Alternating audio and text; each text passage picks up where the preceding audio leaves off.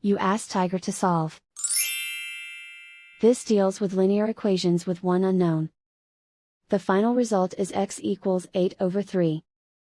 Let's solve it step by step. Group all constants on the right side of the equation. Subtract 7 from both sides. Simplify the arithmetic.